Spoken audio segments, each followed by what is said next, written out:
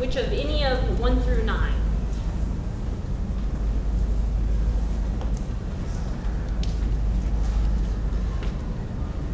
I went with 1 and 9. Say that again? 1 and 9. 1 and 9, okay?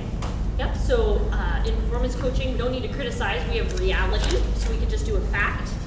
Doesn't have to be accusatory of them. You're lazy, and that's why you're not hitting it. You know, let's talk more about this. It could just be right now you're at 8. We need to get you to 10.5.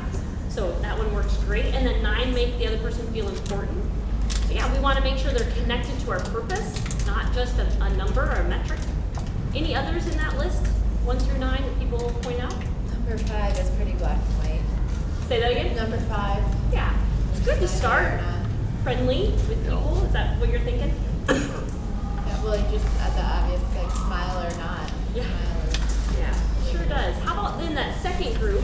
This is the willing cooperation. What are a few that you pointed out that would help in performance coaching?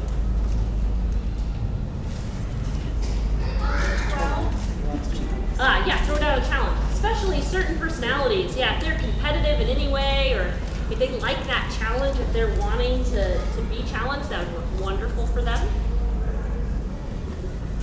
Any others in the middle group?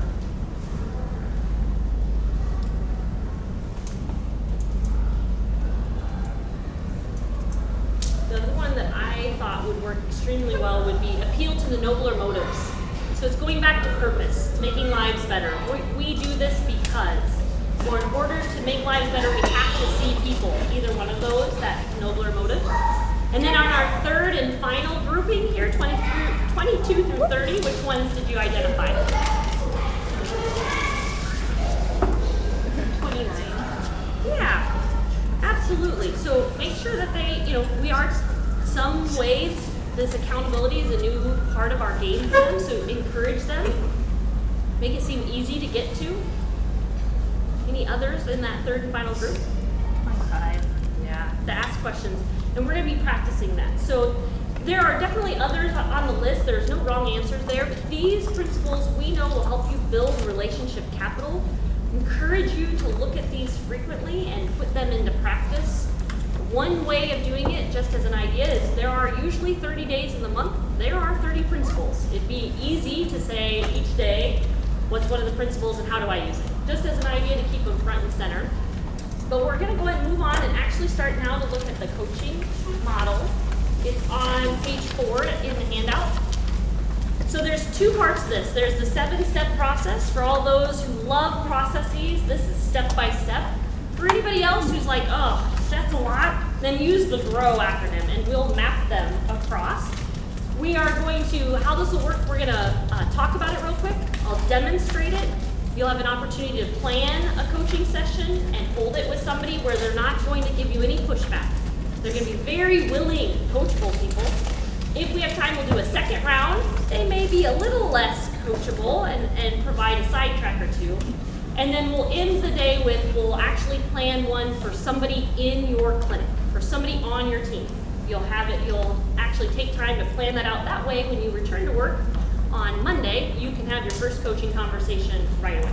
So that's how we're gonna end our day and where we're gonna go through. So if we look at these in the manual, or in the handout, identify step 1. This is going to be pretty easy. Almost everybody's going to probably need some coaching because the standards are new, accountability is a little bit new. Even if they're seeing their 10.5, maybe it's their paperwork. Or if it's not their paperwork, maybe it's their referrals. But usually you're going to find somebody on your team who needs it, and we're rolling out something new. You may have somebody else bring it to you. There's a couple ways, but once you know who the person is, then the next piece is the desired outcome. And this is where performance coaching is simplified. We already know what the outcome is. It's 10.5. It's ask for a referral. It's complete courses of care. It's paperwork done by Tuesday. Those are already set for us. So that's why today we're starting with that one. So step 2, pretty easy. And step 1 and 2 go into the goal area.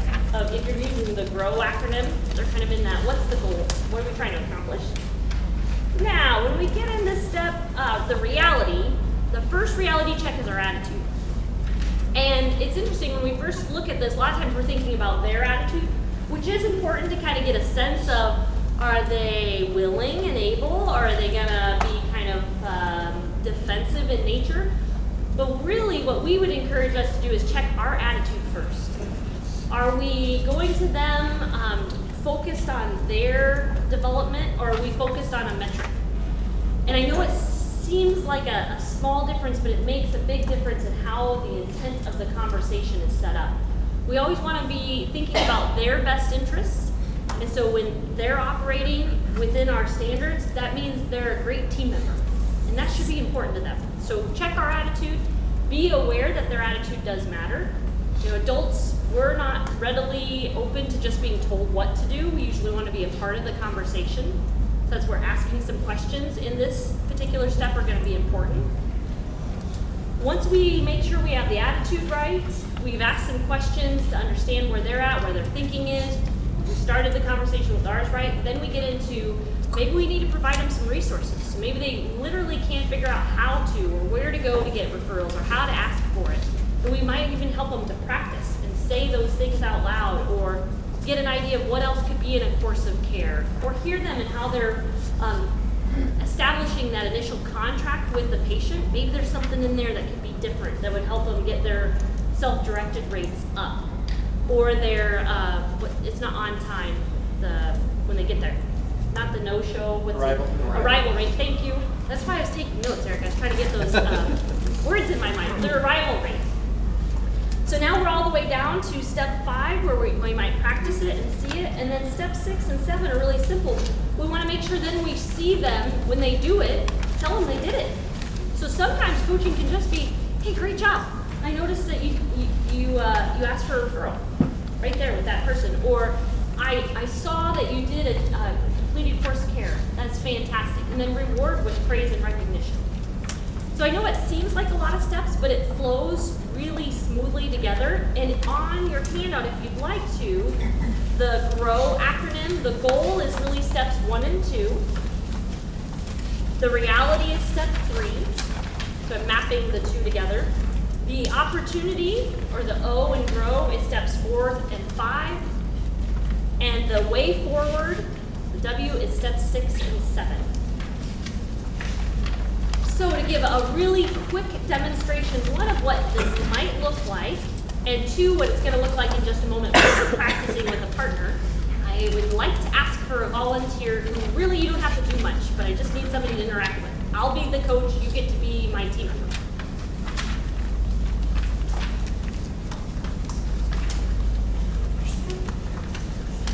Awesome, okay, thank you. Yeah, please. It'll be much easier if you came up. And for the camera's sake, how about you stand here and I'll stand here. Well, we're on camera. What's your name? Steph.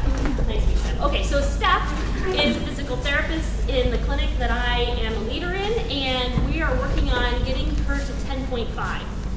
She's not there yet. That's all we know. We're going to be in the conversation, and we're just going to move through this really quickly. Steph, you don't have to answer in depth, kind of just go high level. And you're a willing coachee today. Okay, we're going to go willing first. We'll make it a little harder in our second round. So Steph, thanks so much for taking time here real quick to visit. I wanted to look at the new, what's the new thing called? Oh, we don't have it, the Holy Grail report. That's what I'm calling it. I'm calling it the Holy Grail. I don't know what you guys will decide. So we're looking at the Holy Grail report. As you know, we want to make lives better. And so our goal is to see 10.5 patients each day on average. Where are you currently at in seeing patients for last week, and what do you have scheduled this week? I have 53 scheduled this week. Last week I saw 67. That is great. So where do you need to be in order to get your 10.5 based on your arrival rate that you see in your patients? I have to do the math for you on that. I'd like to know more about that. Can you help me with that? I can. What we're seeing across the clinics is you need about 87. Where's Eric? 87? 58, sorry. 87. Hey,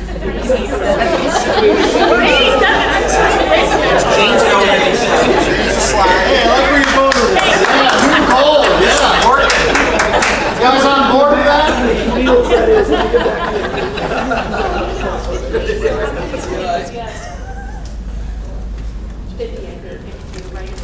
So what are some ideas you had to get a few more scheduled. It's Friday, when next week it'll come pretty quick. Yeah, I can look at my inactive patients that aren't discharged maybe and give them a call. Sure. Maybe. What's your schedule look like today in order to get that done? I take some time during lunch to do that. I really appreciate your dedication to do that. Is there any chance we could use a PTA to assist, or do you have any time at the end of the day? I'd like to be able to have lunch too and not have to work through it. Sure, I feel that. So again, we don't want them to automatically go, because did you hear her maybe? Maybe I could? That tells me there's no way this happens. This is not gonna happen. I like Steph, and I think she works hard, so I wanna validate that with that level of commitment. That's the praise and recognition that you see. So now we're gonna move into, one other way that we found is working really well is your self-directed rates, so referrals. Let's take a look at where yours are currently, because it shows us that, right? No, not per person. Quarterly. They'll have that quarterly. Yeah. Oh, yeah, quarterly. Okay, so let's look at the last quarter, and it looks like it's a little low. So share with me, how do you ask for people to refer other people? What are you saying to some of your patients?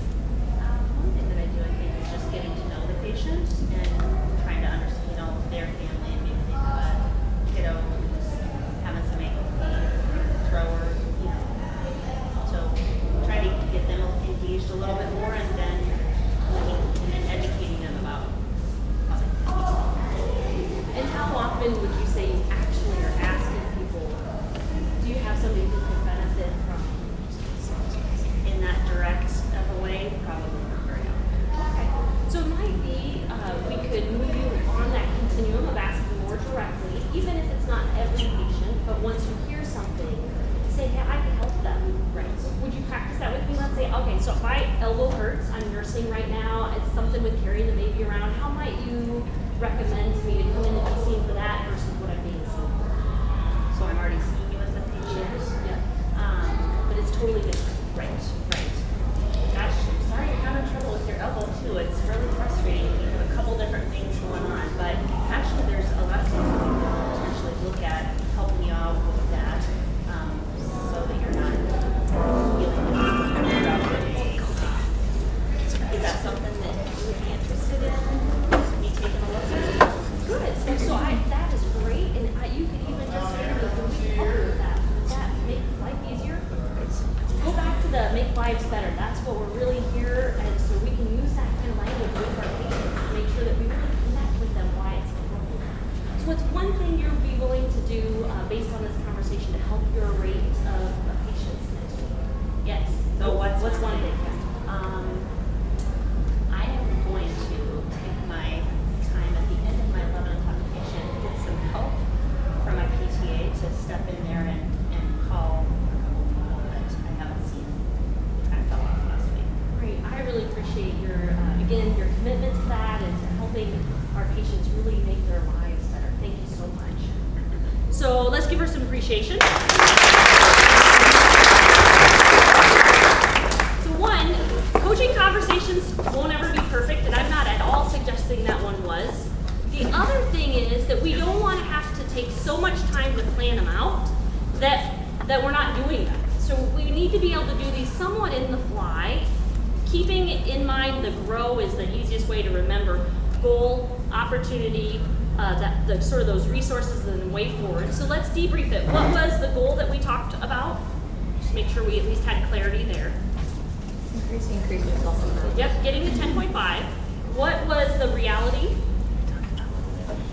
Yeah, 50, we said like 52 versus 58. So we got specific with numbers though, so it's tangible.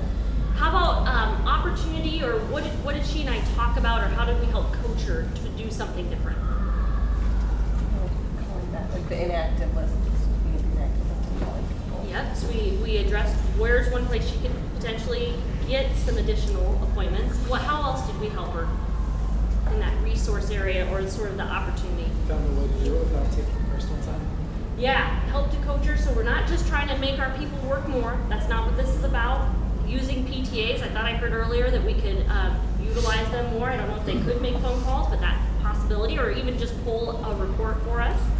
And then what about a way forward? What was our either recognition, reward, or encouragement moving forward?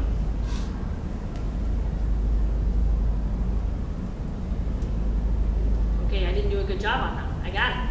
Thank you for the feedback. So I should have done a better job of making sure I said something about you've got that commitment to get that done today, and let's look at what your schedule then is like on Monday afternoon.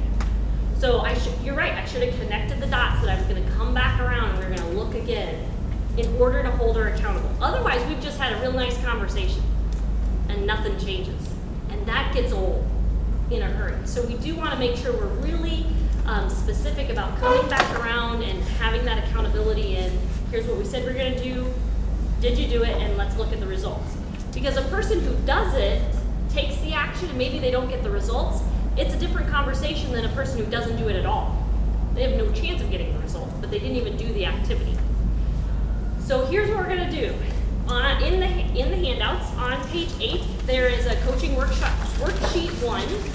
We're all gonna use the same scenario that we have a physical therapist, even if you happen to be in the office or aren't working with physical therapists. I believe you know the business well enough, we've talked enough about it, that is underperforming in terms of they're not seeing enough patients yet.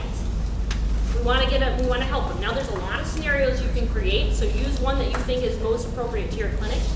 But let's go through. So first of all, in the goal area, jot down maybe some of the language you would use, what resources you might use, like are you going to refer to the report, or are you going to refer to just looking at just their schedule? But what is the goal that you want them at? Because maybe they're a PT1 versus a senior PT. So jot that down. You're going to be having this conversation in just a minute. So the more notes you take for yourself, the easier it'll be.